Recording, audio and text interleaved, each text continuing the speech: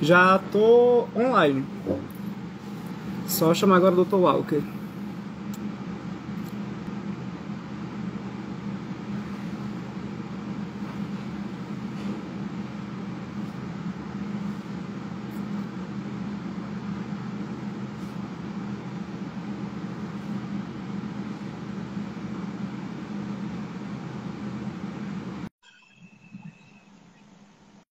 Oi, Grace, oi, Ana. Bem, já vamos nessa live. Oi, doutor. Olá, boa noite. Só, perdão que eu esqueci de colocar meu fone, rapidinho. Só um minutinho. Professor, tem que... Você aperta F5 na página e vai iniciar, tá? Tá bom?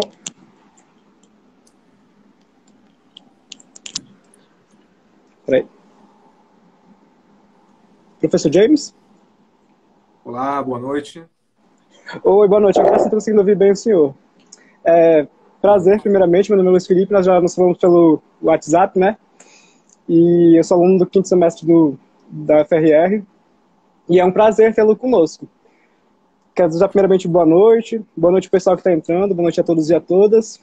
Quero agradecer ao professor, que esse é um projeto que iniciou em 2019. Na verdade, ele é um filho de um projeto anterior, que é o Salinho 201D, que ele iniciou aqui na FRR mesmo, na Universidade Federal de Roraima, com um grupo de estudos em que o professor pós-doutor Mestre Campelo criou um grupo que se reunia para estudar primeiramente penal, processo penal, que inclusive é a sua área, e o Estatuto da Criança, que é a pós-especialização do nosso professor, né, professor Mestre Campelo.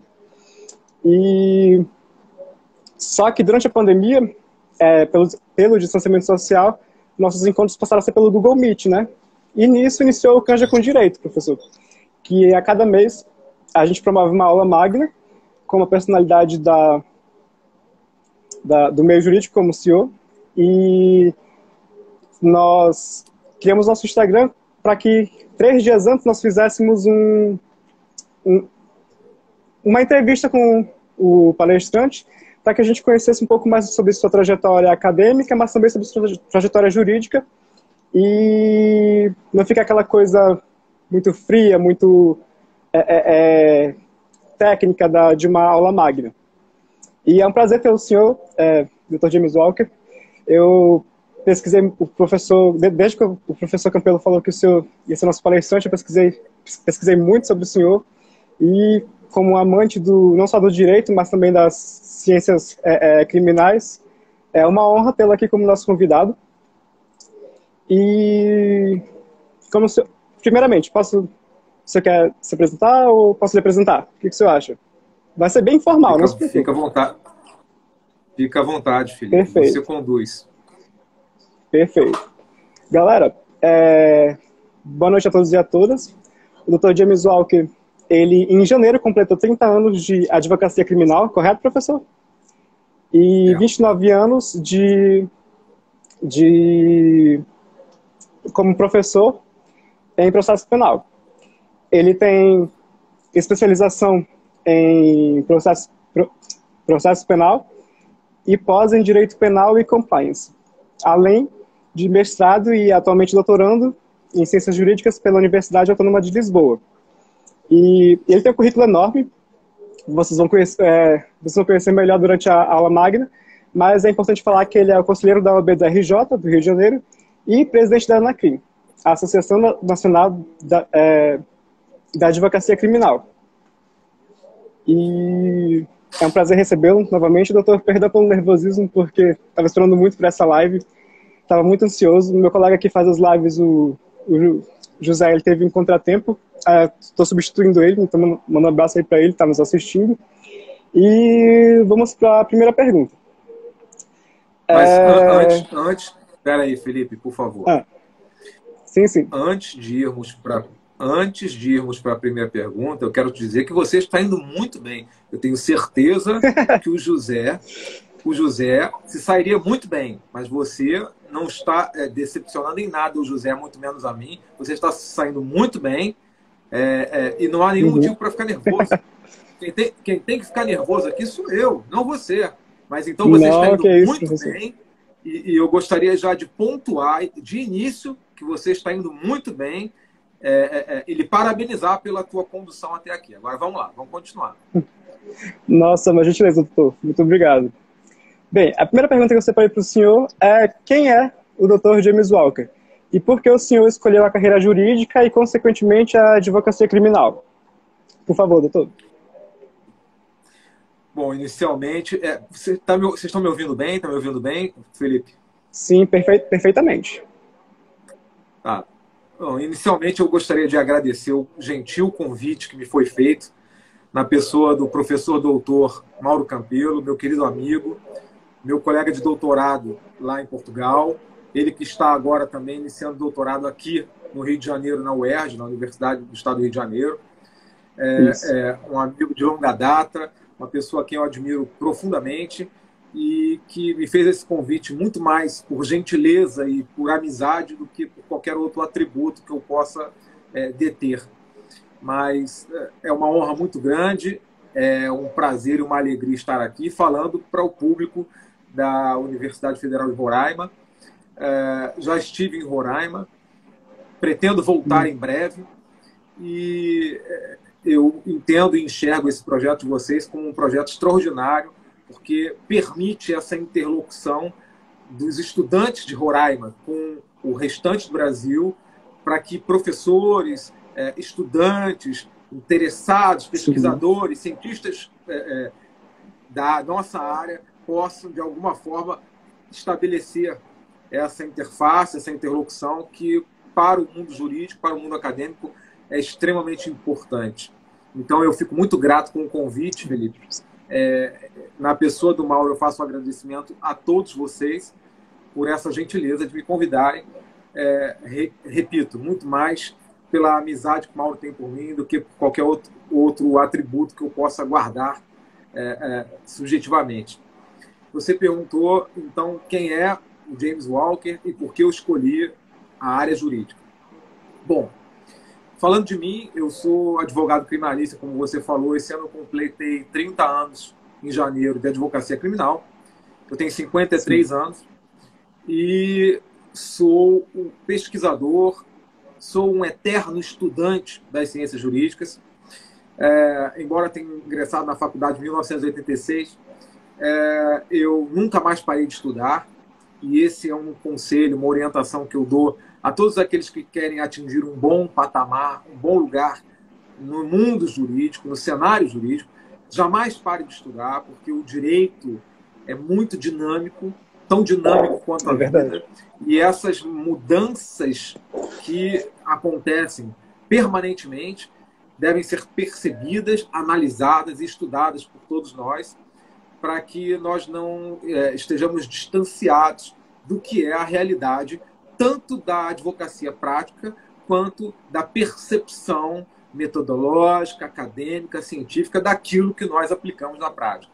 Portanto, eu sou um Sim. advogado criminalista desde o primeiro momento. Quando eu sentei nos bancos de faculdade, em 86, 87, 88 e assim por diante, eu me apaixonei pelas ciências criminais e eu vivia todas as tardes. Eu estudava à noite, né? O meu turno de estudo era à noite e eu ia mais cedo, porque a minha universidade era aqui no centro do Rio de Janeiro.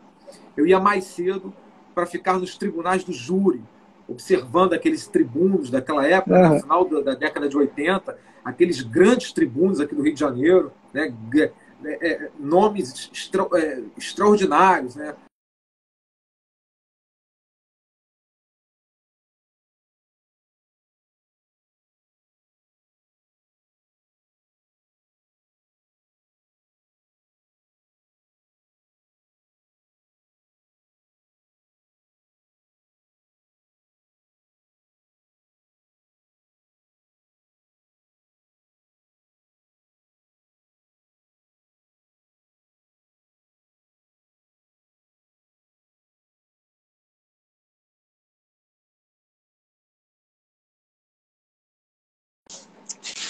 Caraca. Perdemos a Professor, conexão ou não? perdão, perdemos a conexão, aham. Isso estava na Então, parte dos tribunais do Rio de Janeiro, perdão, professor. Esse é outro problema que a gente tem aqui em Roraima, essa questão da conexão. não tem problema, a gente Mas segue daqui. vamos Então, continuar. Perfeito. então, dizendo, acho que voltou, né? Voltou? Tá tudo bem? Voltou, agora voltou. Agora sim. Perfeito.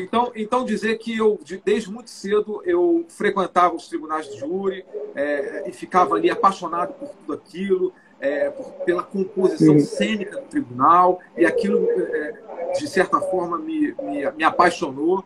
Então, eu sou um homem que me dedico às ciências jurídicas desde sempre, e especialmente às ciências criminais, porque foi algo que realmente me tocou muito profundamente.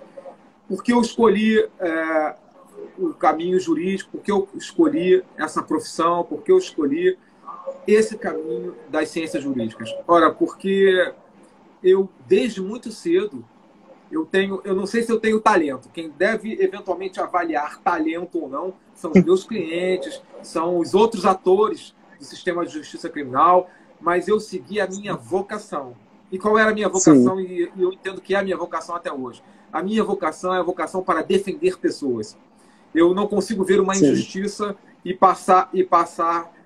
aquilo passar despercebido a mim. Eu não consigo ver uma injustiça e eu permanecer indiferente a uma injustiça.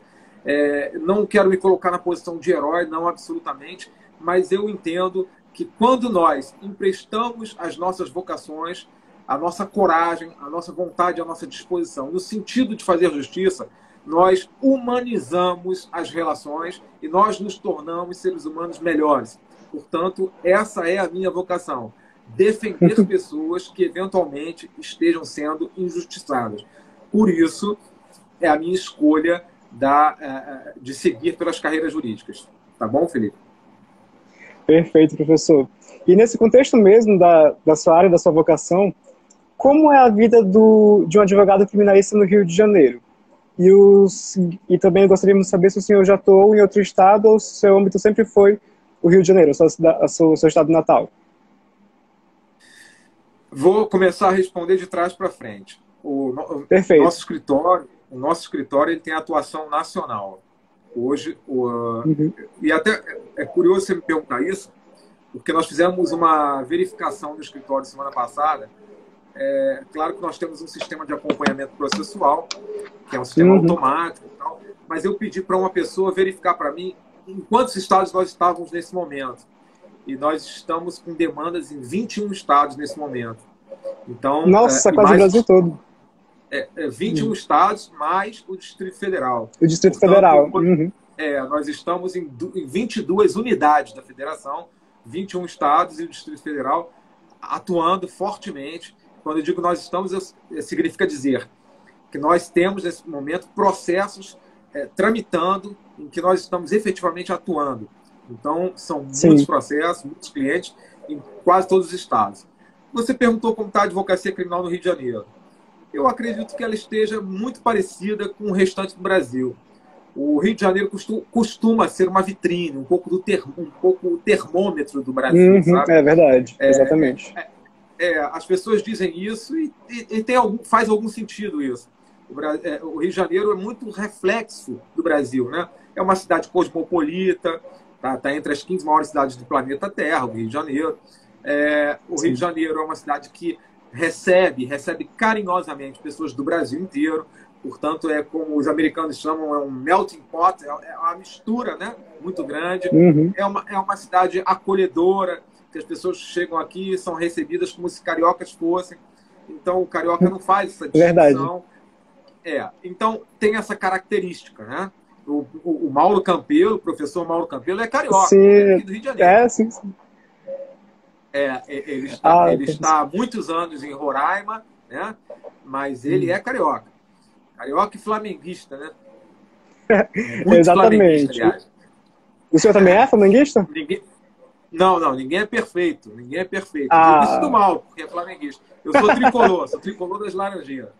Mas eles estão por cima nesse momento. Nesse momento, eles são o que eles chamam de outro patamar. Mas isso vamos deixar de lado. Agora, sobre a advocacia no Rio de Janeiro, o Rio de Janeiro tem algumas particularidades, né? Nós temos um cenário no Rio de Janeiro de violência intensa, né?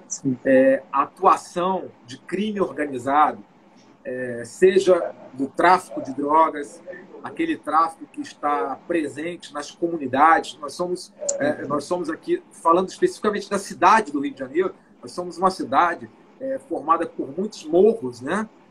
E muitas comunidades. Essas comunidades, sim, na sua quase totalidade, estão tomadas ou abrigam a atuação do tráfico de drogas, né?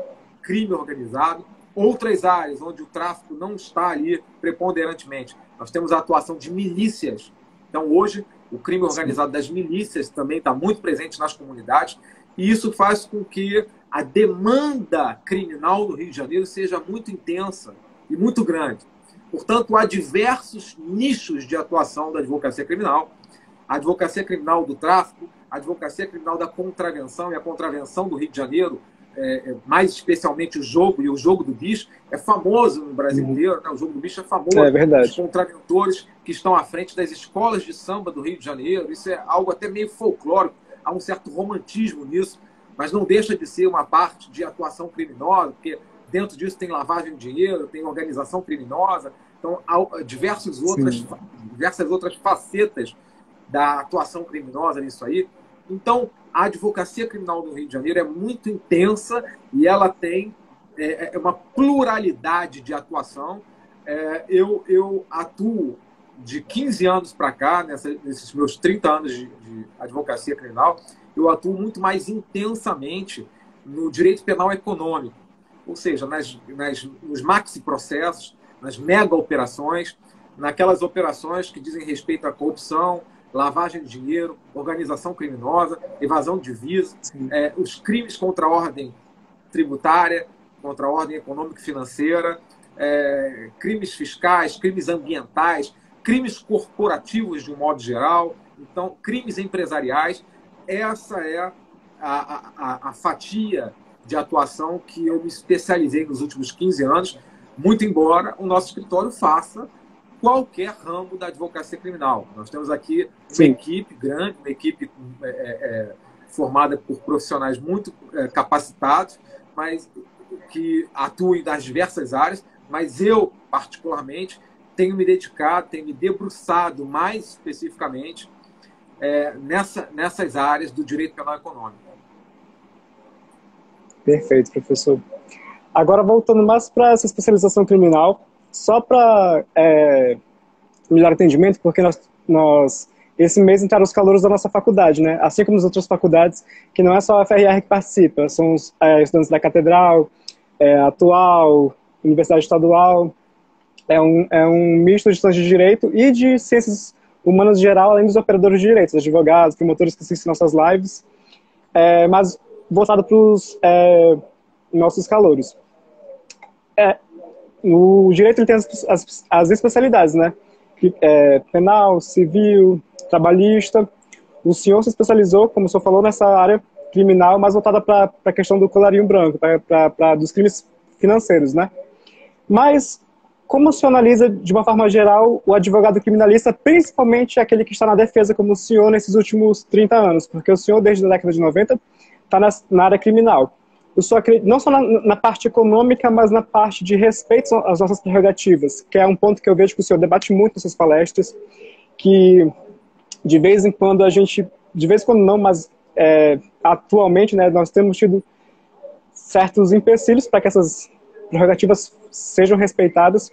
O senhor vê se desde a década de 90 houve uma evolução até hoje, ou o senhor acha que essa evolução foi pouca e a gente está muito aquém do que é necessário para o advogado trabalhar? Porque a gente tem que lembrar que a defesa ela faz parte do processo democrático, ela faz parte do devido processo legal para a gente manter uma estabilidade e chegar na justiça de fato, no máximo que a gente pode chegar da verdade e da justiça. O que o senhor vê sobre essa carreira? E sobre as carreiras e suas prerrogativas também. Felipe, você tocou em alguns pontos, aí você passeou por algumas questões muito sensíveis para a advocacia. E quando eu falo da advocacia, eu falo da advocacia como um todo, mas depurando as análises, eu volto sempre para a advocacia criminal. Nós estamos vivendo um momento... Não, primeiro você perguntou se nos últimos 30 anos eu notei algum tipo de evolução. Sim, eu notei. Eu notei evolução e retrocesso. Eu notei os dois. Sim. E agora eu vou deixar claro onde nós temos evolução e onde nós sinalizamos algum retrocesso. Bom, é muito difícil ser advogado. Ser advogado é muito difícil, eu acho que ser criminalista é mais difícil ainda. Porque, com todo respeito aos demais ramos do direito, que são igualmente complexos, igualmente importantes, igualmente merecem o nosso respeito, mas quando você lida com a advocacia criminal, você está dentro de uma delegacia de polícia. Se você vai tratar de uma questão trabalhista, você está dentro do fórum trabalhista, ou você está dentro da empresa, né? Lidando com o patrão ou com o funcionário, ou dentro de um fórum trabalhista.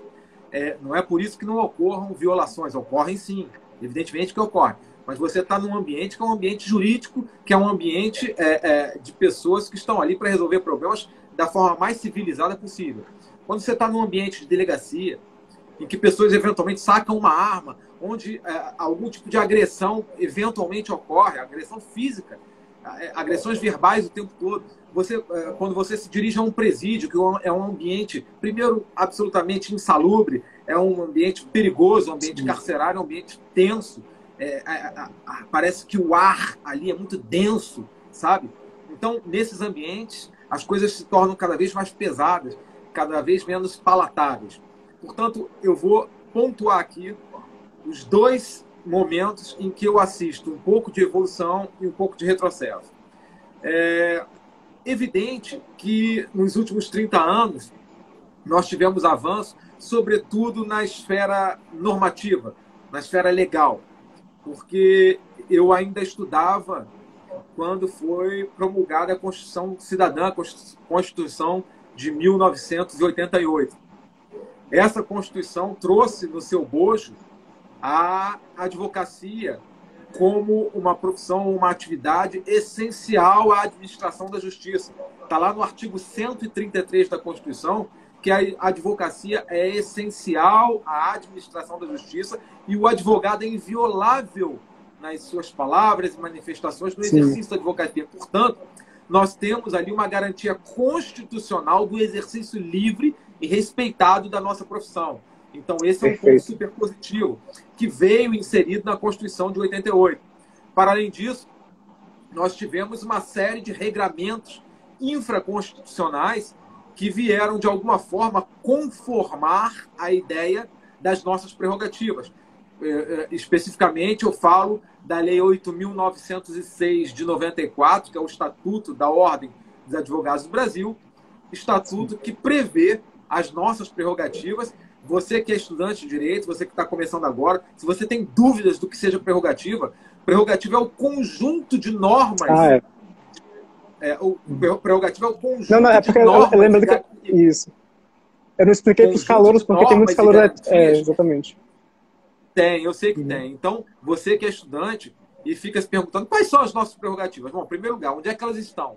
As nossas prerrogativas não foram criadas da minha cabeça ou não são entes abstratos. Não. As nossas prerrogativas estão descritas objetivamente num corpo de lei, na Lei 8.906 de 94, mais especificamente no artigo 7º. Então, o artigo 7º da Lei 8.906 de 94, que é uma lei federal, esse artigo 7º ele tem 21 incisos. Então, esses 21 incisos descrevem objetivamente tudo aquilo que o legislador inseriu no ordenamento enquanto prerrogativa para o exercício livre e respeitado da advocacia. Se você quer saber o que é, se você quer saber o que é prerrogativa, abra a Lei 8.906 de 94, verifique o artigo 7º. Esse artigo contém 21 incisos e esses 21 incisos dispõem acerca das nossas prerrogativas. E isso tem respaldo no artigo 133 da Constituição Federal, que diz que nós somos fundamentais ou indispensáveis à administração da justiça. Então, nós somos auxiliares da justiça na busca da prestação jurisdicional, tá certo? Para nós exercermos a advocacia com independência, é fundamental que o próprio Estado nos resguarde essa independência. E essa independência, ela só pode existir na medida do respeito e do resguardo das nossas prerrogativas. Falo isso com alguma propriedade porque faço parte do Tribunal Pleno do Conselho do Estado do Rio de Janeiro, da Ordem dos Advogados do Brasil. Sou conselheiro aqui pelo Rio de Janeiro e nós julgamos no Conselho. O Conselho é a segunda instância do Tribunal de Ética. Nós julgamos ali todos os casos relativos a violações de prerrogativas, todos os casos relativos ali à violação, inclusive, funcional da advocacia criminal, ou da advocacia como um todo, melhor dizendo. E aí, voltando à tua pergunta, os aspectos positivos, os aspectos de avanço, eu vejo muito mais na seara normativa ou na seara legal. Nós tivemos esses avanços que são muito importantes. E, mais recentemente, introduzido aí o artigo 7º-A, por exemplo. Eu falei que a Lei 8.906 descreve as nossas prerrogativas no artigo 7º, mas mais recentemente, em 2016, o 7º-A prevê prerrogativas exclusivas para as mulheres, para a mulher gestante, para a mulher lactante, mulher advogada, obviamente, né? Então, algumas prerrogativas próprias para a gestante, para a lactante, que seja advogada no exercício da função. Portanto, há uma série de inovações legislativas que tendem a conformar, que tendem a gerar uma moldura mais específica para a atuação da advocacia, para nos garantir independência no exercício da profissão. Por outro lado, eu vejo cada vez mais agentes públicos investidos em funções públicas atuando com algum tipo de autoritarismo. Nós temos verificado que o Brasil anda absolutamente polarizado do ponto de vista ideológico. Então, é cada vez mais comum, para nossa tristeza, que num ambiente de persecução penal, por exemplo, lidando com pessoas como membros do Ministério Público, lidando com pessoas da segurança pública, como policiais civis e militares, eventualmente policiais federais, algumas dessas pessoas, não são todas, eu não gosto de generalizar, mas uma parte significativa dessas pessoas, investidas no poder público, investidas da ideia de que vão fazer justiça, o que é um equívoco, quem tem que fazer justiça é o juiz. E aqui nós temos uma inversão de valores, né? Pessoas da persecução penal, pessoas da área de segurança pública querem fazer justiça. E pessoas da justiça querem fazer investigação criminal. Então, uma inversão total, né? É algo que não dá para entender. Mas, de fato, o que acontece é o seguinte: o advogado, ele se interpõe entre o autoritarismo estatal, algum tipo de abuso, algum tipo de exercício autoritário do poder de um ente público ou de um agente público em face de um cidadão. Então, quando um agente público empreende atos de autoritarismo, de abuso de poder, de injustiça contra um cidadão, é ali que se interpõe o advogado, se coloca como escudo de proteção, e se não estiver revestido dessas garantias que nós chamamos de prerrogativas, esse exercício se torna absolutamente impossível. Serão duas vítimas, o cliente e o advogado. Então, para que o advogado possa minimamente equilibrar esse jogo, aquilo que nós chamamos de paridade de armas, faz necessário que nós tenhamos visitadas o tempo todo essas prerrogativas e que elas se façam presentes, respeitadas por todos, né? A lei de abuso de autoridade, por exemplo, veio em bom momento para que sirva como um freio a esse tipo de exercício autoritário de poder que tem se verificado sobremaneira no Brasil. Portanto, para finalizar meu raciocínio dessa sua pergunta, eu vejo avanços, sim, nos últimos 30 anos, do ponto de vista normativo, do ponto de vista legal, mas vejo muitos retrocessos na atuação de servidores públicos, na atuação de agentes públicos, porque estão, muitas vezes, extrapolando os limites legais das suas atividades para querer exercer de forma autoritária o poder que lhes é legítimo, o poder que eles têm pela investidura na função, mas muitas vezes transbordam o exercício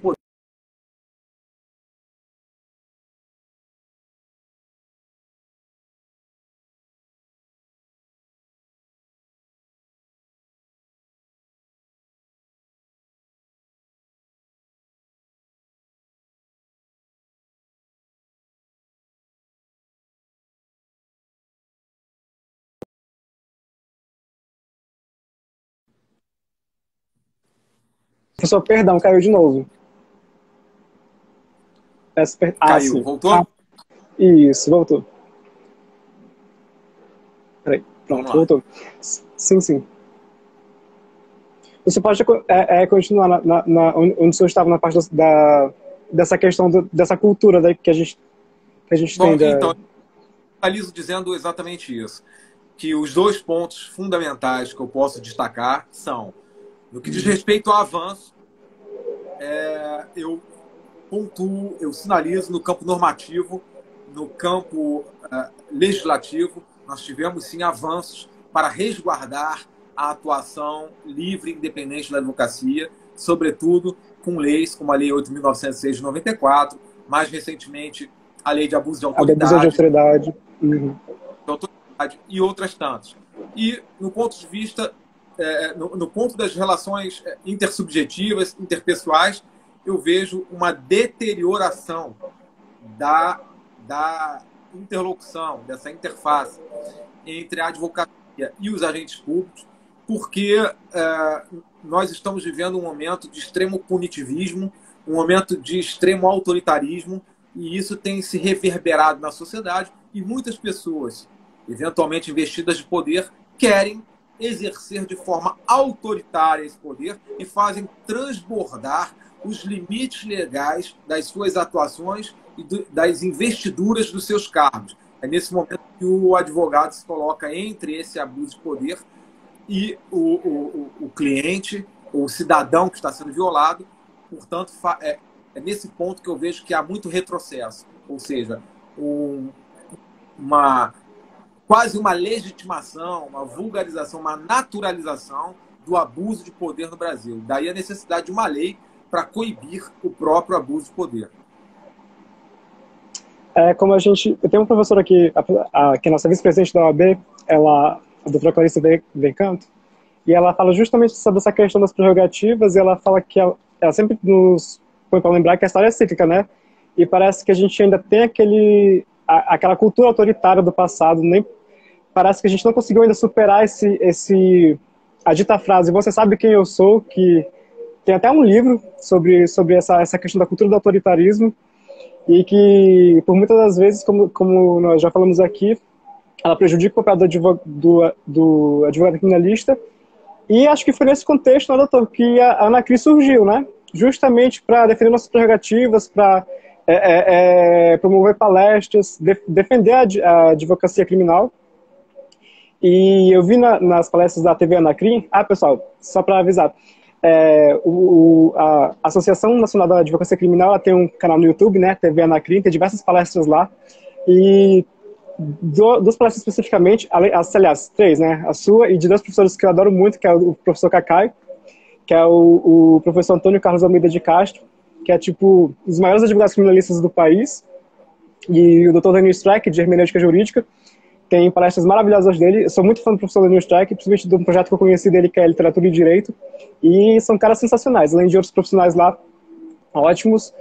E você pode falar sobre a história da Anacrim? Ela foi criada em 2018, né, pelo que eu vi. E qual foi o contexto que ela foi criada? Foi realmente para respeitar essas prerrogativas, para reforçar mais o papel do advogado criminal? Como o senhor nos conta a história dela, por favor, doutor? Bom, a Anacrim, que você muito bem colocou, a Associação Nacional da Advocacia Criminal, primeiro é importante dizer que ela é a associação de criminalistas que mais cresce no Brasil. Hoje nós já estamos aí em praticamente todos os estados do Brasil e no Distrito Federal. Nós estamos em 22 estados e no Distrito Federal. Portanto, é uma associação de abrangência e de caráter nacional.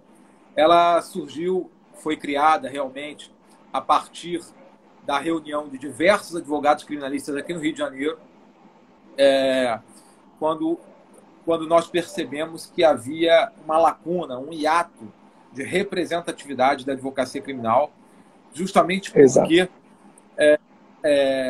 nós sofremos essas violências, esses tipos de atos de violação de prerrogativas o tempo todo, e nós andamos de mãos dadas com a OAB, mas a OAB é grande demais, tem gente demais, nós somos mais de 1.200.000 advogados no Brasil, e não dá para a OAB suprir todas essas demandas.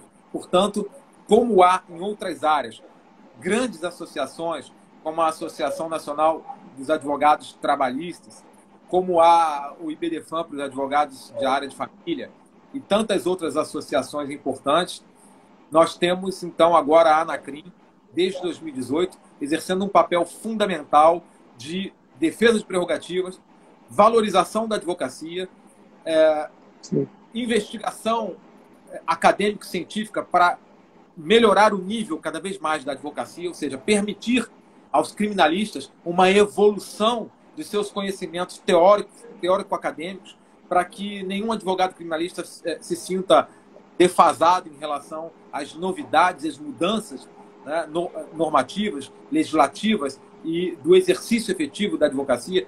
E, sobretudo, uma associação que veio para lutar pela defesa do advogado que é violado nas suas prerrogativas. Portanto, a Anacrim ela tem preenchido essa lacuna, tem exercido um papel fundamental e, estatutariamente, ela tem também uma orientação que eu reputo fundamental. A Anacrim ela é, estatutariamente, né, defensora do Estado Democrático de Direito. Ou seja, nós lutamos por tudo aquilo que reafirma a democracia brasileira.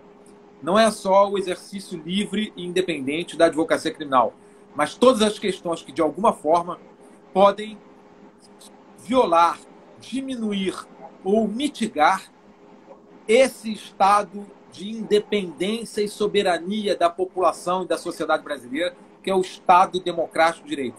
Portanto, defender a democracia, lutar pelo cumprimento da Constituição, são regras estatutárias descritas na concepção original da Anacrim.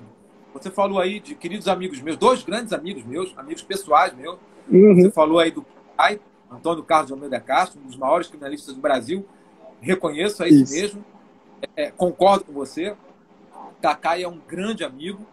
E você falou também do Lênio Luiz Streck, outro queridíssimo amigo meu, né? Grande amigo meu também, Lênio. E só que você não citou uma informação muito relevante relativamente a ambos. Tanto Cacai quanto Lênio são membros honorários da Anacrim. Eles são membros da Anacrim. Exato, isso, exato. Eu reputo como muito importante salientar que Lênio Streck e Antônio Carlos de Almeida Castro, Cacai, são membros da Anacrim.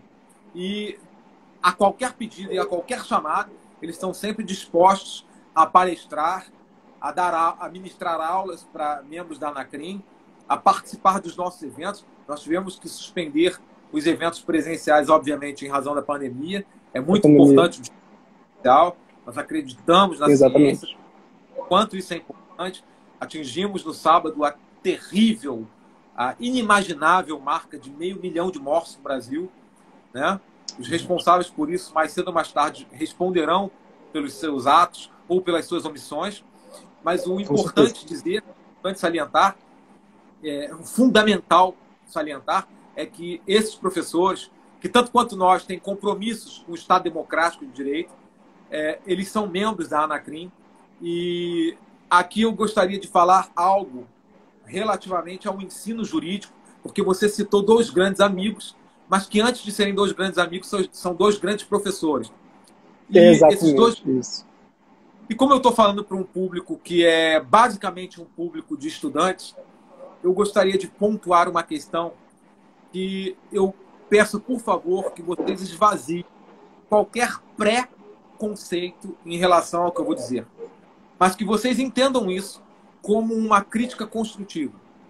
Nós vivemos um momento em que muitos operadores do direito estão se formando e estão tentando construir carreiras a partir de manuais, construir carreiras a partir de um conhecimento teórico absolutamente superficial. Tem gente querendo conhecer o direito, percorrer um bom caminho pelo direito e curioso dizer, e aqui abro um parênteses, todo mundo quer o sucesso. E o conceito de sucesso é muito relativo, tanto quanto subjetivo, né? Sucesso para alguns é ter muito dinheiro, sucesso para outros é ser reconhecido, sucesso para tantos outros é publicar livros. Então, o conceito de sucesso ele é muito relativo, mas eu gostaria de dizer aos senhores que estudam direito, que estão querendo, que almejam um lugar melhor a partir do estudo de direito, que vocês se desprendam disso que está acontecendo na internet, de pessoas que querem, de alguma forma, lhe empurrar um pseudo-conhecimento fazendo isso aqui, olha. Isso, isso, isso, isso. Com aqueles balãozinhos. Isso não existe. Isso não existe. Isso é uma invenção que colocaram aí no mundo jurídico e que realmente é altamente demeritório para o ensino jurídico. Faça você agora, no exercício de consciência, se você, ao invés de estar fazendo alguma coisa na carreira jurídica, se você estivesse agora estudando medicina e você quisesse ser um neurocirurgião, você acreditaria na neurocirurgia se o teu professor falasse assim, o cérebro corta assim, assim, quando se deparar com o córtex, faz assim, assim. Não, isso é lamentável. Você operaria o teu cérebro, então, que aprendeu medicina assim, fazendo balãozinho assim, apontando na internet. Portanto, eu digo isso porque o querido condutor dessa live, o Felipe, a quem eu gentilmente agradeço aí o convite, tanto quanto o professor doutor desembargador Mauro Campelo, que me convidou muito mais pelos meus atributos de amizade do que qualquer outra característica minha. Mas eu quero dizer a vocês o seguinte, não acreditem nisso. Como o Felipe fez menção a dois grandes professores, ao Kaká e, sobretudo, ao Lenny Streck, maior hermeneuta do Brasil, eu queria dizer que não existe sucesso, não existe vitória sem sacrifício. E o sacrifício é você sentar, estudar, se aprofundar e, mais, se transformar em alguém diferenciado. Isso vem a partir do teu sacrifício. Eu falo isso com a minha filha. Filha, quantas pílulas de sacrifício você está disposta a tomar? Tem que tomar as pílulas de sacrifício. Quem não quer se sacrificar não vai chegar a lugar algum. E não há o que colher quem não arou a terra. É preciso arar a terra para ter alguma colheita lá na frente. Se você não está disposto a colher, está disposto tão somente a ficar olhando o Instagram com pessoas fazendo esse tipo de mímica com balãozinho aqui, né? Sabe o crime... Até banaliza a academia e a profissão, né, professor? Isso banaliza e isso, eu repito, é altamente demeritório. Demeritório para o estudo das ciências jurídicas. Portanto, não naturalizem essa conduta. Assistam às lives dos professores, mesmo os novos professores, os professores que estão começando, todos têm direito de se colocar no mercado, né? O mar é grande e tem peixe para todos, né? Então, exatamente. Temos que respeitar quem tem uma estrada, temos que respeitar quem está começando. Ninguém nasceu grande demais, né? Ninguém nasceu na posição que está hoje. Todo mundo percorreu um caminho. Agora, que você que está começando não naturalize algo que é altamente demeritório para a sua própria profissão. Lá na frente, vocês vão ter muita vergonha disso. De olhar para trás e falar, pô, eu embarquei nessa de balãozinho, de fazer assim, assim. Então, estudar é o caminho. Então, quem quer passar num concurso público tem que estudar, tem que se preparar. Não tem sorte, não adianta sorte. Não contem com a sorte. Sorte tem aquele teu amigo que deixa de ir para balada, que deixa de ir para praia, que deixa de ir para o shopping, que deixa de ir para o motel, que deixa de ir para um monte de coisa boa para estudar. Quando ele passa, ele é sortudo, ele não vale nada, ele não é um cara legal, ele roubou. Não é nada disso. Ele se dedicou. Dedique-se, porque se você se dedicar, você vai alcançar também. Não existe, num concurso público, não existe oponente. O teu oponente no concurso público é você mesmo. Quando você aprender a vencer de si próprio, você venceu a todo mundo. Porque o teu maior oponente na vida é você mesmo.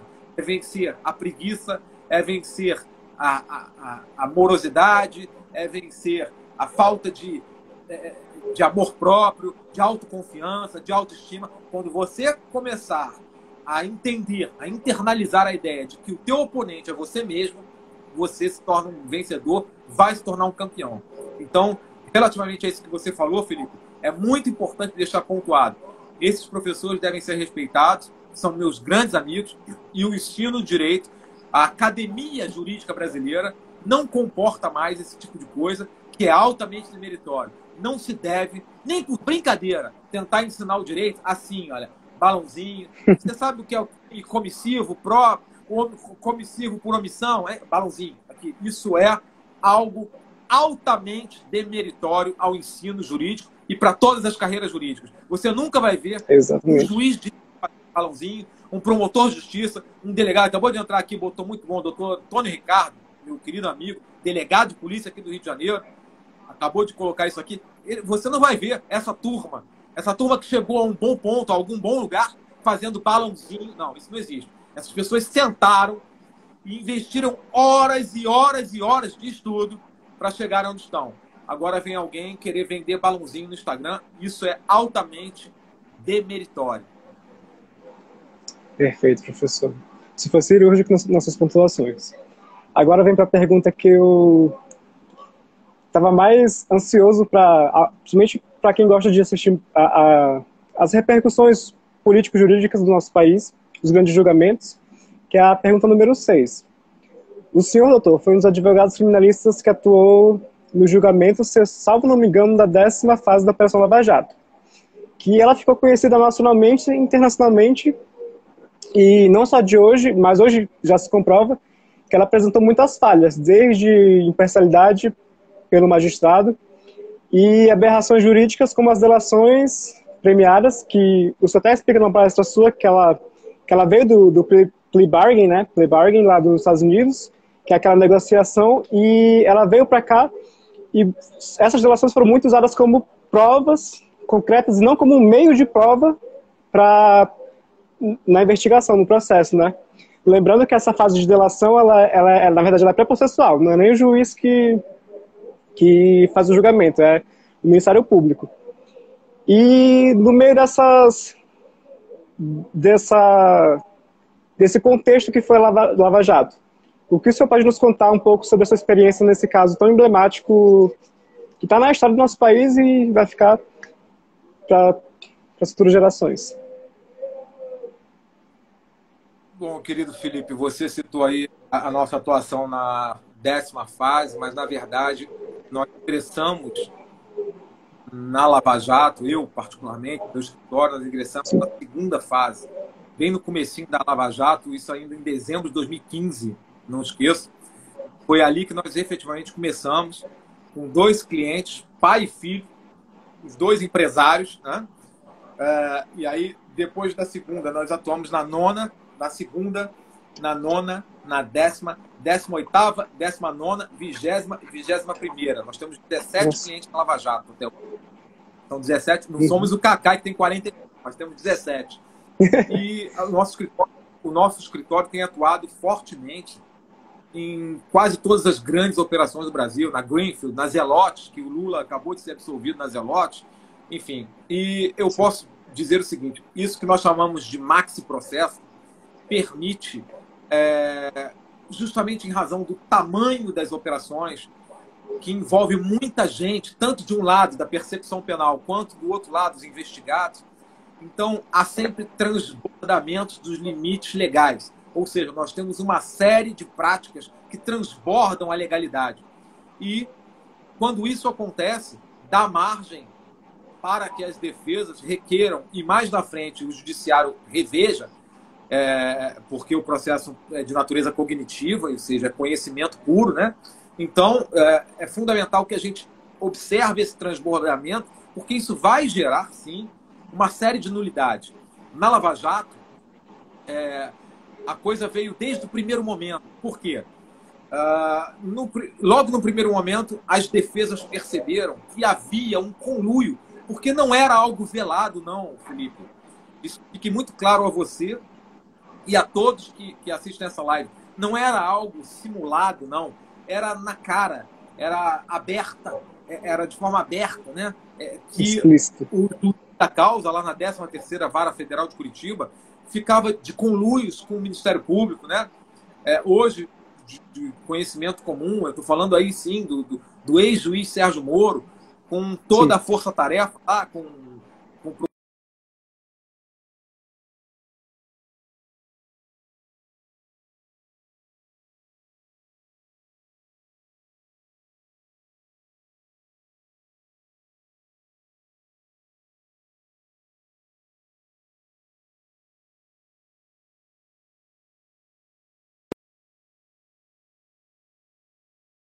era uma coisa que estava muito evidente. Só foi o senhor falar no nome do indivíduo, aí caiu. O senhor falou do ex-ministro Sérgio Moro, sua força-tarefa. Aí pode continuar, por favor, professor. Perdão. Uma coisa muito evidente, né? Era uma coisa que estava ali muito na cara. Então, na cara.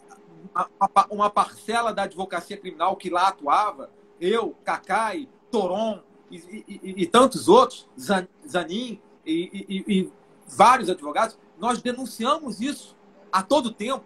Nós fizemos palestras pelo Brasil inteiro. Eu acompanhei, eu com Cacai, por exemplo, eu fiz pelo menos 12 palestras com Cacai no Brasil inteiro, levando informação, levando essas informações às pessoas para que elas soubessem, através de nós que estávamos lá atuando presencialmente na Lava Jato, que aquilo estava acontecendo.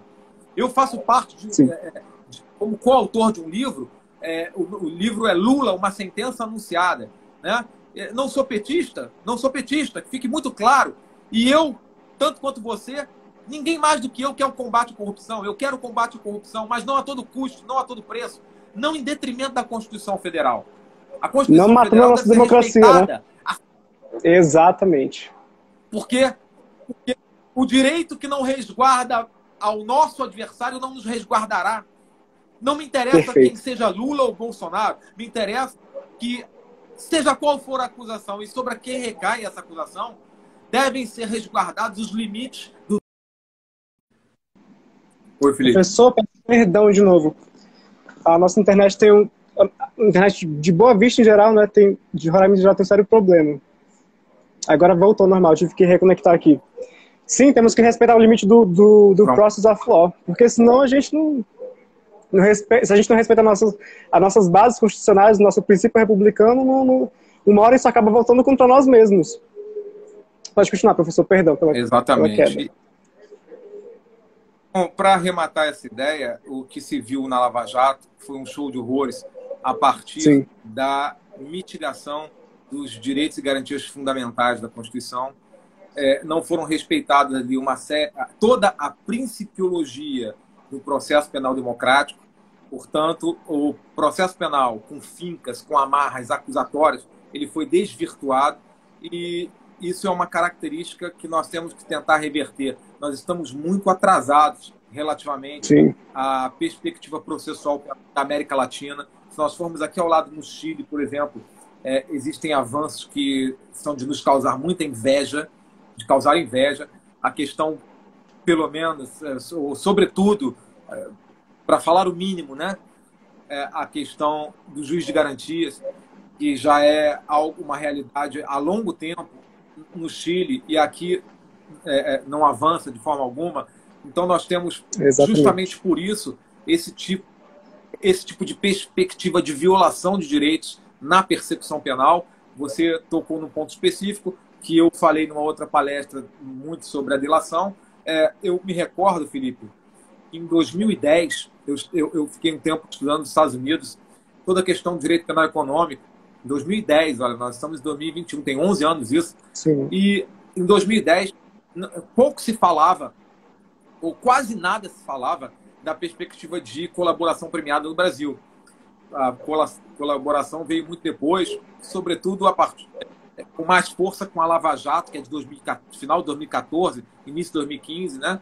Então, a Lava Jato é que trouxe mais essa perspectiva da colaboração premiada. Mas lá nos Estados Unidos, os professores já nos diziam o seguinte, que numa colaboração, de regra, o colaborador, ele delata quem está envolvido, quem não está, os inimigos. Quem está, quem não exatamente. está. É uma excelente oportunidade para você acabar com a vida de alguém. Portanto, a conformação jurídica da colaboração no Brasil, ela está absolutamente deformada. O que se naturalizou aqui a partir da Lava Jato qualquer coisa, é um Frankenstein, mas não é a colaboração premiada. Não é o que está, por exemplo, descrito na Lei 12.850, porque tem balizas muito sólidas do que deve ser e como deve ser a colaboração, e tudo isso foi desvirtuado. Tudo isso foi desvirtuado lá a partir da Lava Jato, para favorecer aquele esquema de persecução penal de forma dirigida, e ser, não só inquisitório, mas, sobretudo, e o que talvez seja pior naquele contexto, seletivo. Né? Uma percepção exatamente. total. Veja, Felipe, inquisitória a Lava Jato foi o tempo todo. Ela não tem nada de contexto acusatório. Ela é inquisitória o tempo todo, a Lava Jato. Mas o que é pior naquele contexto lá, ela foi altamente seletiva e com objetivos políticos. Hoje está muito claro isso, né? Havia por detrás daquilo lá objetivos políticos e nós não naturalizamos isso. As defesas o tempo todo se colocaram de frente a isso, contrariamente a isso. Nós enfrentamos o juiz Sérgio Moro lá dentro da 13ª Vara Federal de Curitiba e mostramos que as colaborações, primeiro, elas eram dirigidas. Segundo, estavam sendo usadas de forma absolutamente anômala para causar outros males àquelas pessoas que não eram as escolhidas daqueles perseguidores. Por exemplo, se alguém estava fazendo na iminência de fazer uma colaboração, mas ficava com receio, ou ficava na dúvida, qual era o mecanismo utilizado? Da coerção. Dizia o seguinte, olha, o próximo a ser preso preventivamente é sua filha, sua mulher, seu filho. E as pessoas intimidadas faziam as colaborações. A colaboração passou a ser instrumento de intimidação na Lava Jato. Portanto, quase todas as colaborações ali, elas são viciadas. Há um vício de consentimento muito grande naquelas colaborações. As pessoas fizeram as colaborações justamente porque estavam sendo coagidas, constrangidas à prática da colaboração. Mais ainda, a colaboração não é prova. A colaboração é meio de produção de prova. E quase todas as colaborações foram colocadas no contexto processual como se prova fosse. Então isso é mais um esvaziamento das garantias constitucionais e processuais dos acusados e que vieram à tona aí nesses últimos julgamentos do Supremo Tribunal Federal. Fatos que nós já vínhamos denunciando há muito tempo. Perfeito, doutor. Doutor, peço perdão, a gente vai caminhar agora para o final devido ao horário. A internet acabou consumindo um pouco do nosso tempo, mas quinta-feira nós vamos ter um tempo muito maior e uma internet muito melhor que vai ser com o nosso sistema tecnológico que vai fazer, com o pessoal da informática. Agora, a nossa última pergunta vai ser voltada para os acadêmicos e para os advogados, mas especialmente para a questão da carreira criminalista. Qual é a dica que o senhor dá para os acadêmicos, principalmente hoje, nesse contexto de pandemia, de EAD, e para o advogado que está iniciando na carreira criminal? Com o senhor, doutor. Veja, o EAD é um importante instrumento, um importante mecanismo para que as pessoas não fiquem paradas, para que as pessoas avancem. Eu acredito muito na aula presencial, porque essa interação mais próxima, ela traz outras perspectivas, né? Mas o EAD é um importante instrumento. Agora, a dica que eu dou é a seguinte. Você pode fazer a analogia ou se utilizar da metáfora que você quiser. Do futebol, da gastronomia. Ninguém que é mais ou menos vai atingir o sucesso que espera sendo mais ou menos. Você tem que buscar ser melhor, cada vez melhor. Mas melhor que quem? Aí você me pergunta, peraí, James, melhor que quem? Melhor que você mesmo. Que você mesmo. Era ontem. Exato. Você tem que ser hoje melhor do que você mesmo era no dia de ontem. Amanhã você tem que ser melhor do que você era hoje. E como é que você faz isso? Nós somos como receptáculos. Imagina uma caixa d'água que está enchendo, mas não de água, e sim de conhecimento. Você tem que aumentar o teu nível, aumentar o nível, encher o teu nível de conhecimento. Essa caixa que está aqui, que tem infinitas percepções e possibilidades. E como você faz isso?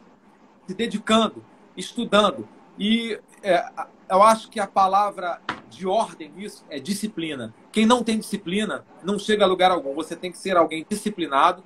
Crie o teu objetivo. Tem que saber primeiro qual é o teu objetivo. Senão você fica transitando por diferentes pontos, por diferentes lugares. Primeiro, crie o seu objetivo. Trace o seu objetivo. Meu objetivo na vida é esse.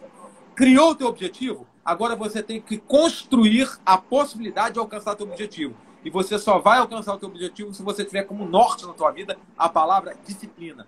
Você tem que se dedicar com disciplina, com perseverança, porque você não tem nenhum oponente que não você mesmo.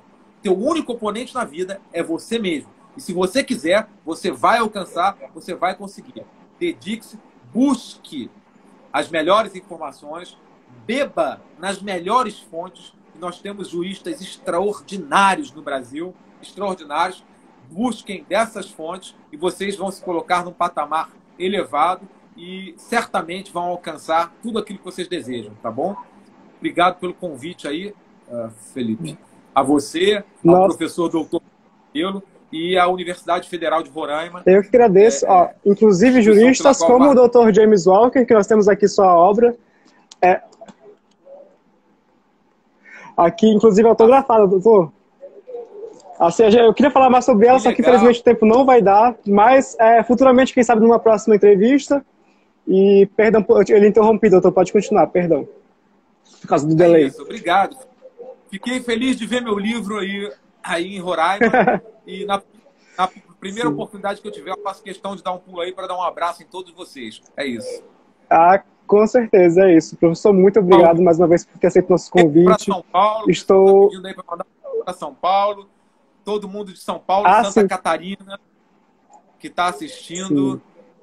Então, pessoal, olha aí, para você ver, Felipe, você está em Roraima, como é bacana a questão do EAD também. Você está em Roraima. Exatamente. Eu estou aqui no Rio de Janeiro, no Sudeste, mais ou menos no centro do país, né? No Sudeste. Aí Bahia. Tem pessoal aqui assistindo, lá de São Paulo, doutora Juscelia, de Santa Catarina, colega de mestrado. Enfim, tem pessoal aí do Brasil inteiro assistindo. É muito importante essa interação. Da Bahia, pessoal de Goiânia, Mato Grosso, Rio de Janeiro, do Brasil inteiro. Eu fico feliz demais de saber que nós estamos alcançando pessoas do Brasil inteiro. Um grande abraço e já sabe, quinta-feira eu vou estar aí para dar essa aula magna. Vou falar da cadeia de custódia da prova penal.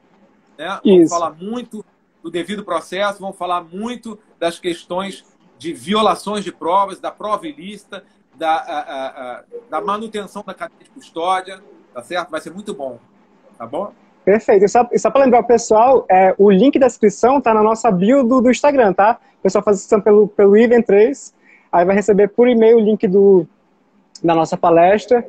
E muito obrigado a todos e a todas, pessoal dos outros estados, se inscrevam, conheçam nosso projeto aqui na UFRR, se inscrevam na nossa aula magna de quinta-feira, que vai ser uma aula magna com um tempo muito maior que esse. Nós vamos aceitar, vamos pegar perguntas do público pelo chat. E, mais uma vez, muito obrigado, doutor. Muito obrigado por dedicar o seu tempo também para nos abrilhantar com o seu conhecimento, com a sua trajetória não só acadêmica quanto jurídica, e também por ser um advogado atuante, porque é muito importante a gente ter profissionais que se posicionem, que não aceitem esse estado de coisas inconstitucionais que a gente está vivendo e que muitas vezes muitas pessoas ficam omissas. E às vezes o que me deixa mais chateada é ver profissionais do direito criando o antidireito para defender essas atitudes antidemocráticas e antirrepublicanas. Então, agradeço desde já o senhor não só por nos abrilhantar com seu conhecimento, mas por nos representar. Pessoas que querem um Estado mais democrático, um Estado democrático de direito como ele deveria ser. Então, muito obrigado, professor. Boa noite ao senhor, boa noite à sua família. E se cuidem, pessoal. Continue usando máscara. Uma última colocação, Felipe. Sim. No fundo, só sabe o que é uma injustiça quem já sofreu uma. Guarda isso. Exato. Só sabe o que é uma injustiça quem já sofreu uma. E no momento que isso ocorre, não existe super-herói. Isso só existe nas telas de cinema. No momento que isso ocorre, o único profissional capacitado a tentar proteger o cidadão dessa violência estatal, desse abuso de autoridade, do exercício autoritário de poder, é o advogado. É o advogado que vai se colocar entre o abuso de autoridade, o exercício autoritário de poder e todo tipo de barbárie que nós estamos enfrentando. Portanto, muito obrigado, um grande abraço a você e a todos que nos assistiram até essa hora. Até quinta-feira. Eu que agradeço. Na aula magna. Até quinta-feira, na aula magna. Abração, pessoal. Abração, doutor. Boa noite. Tchau, tchau. Boa noite.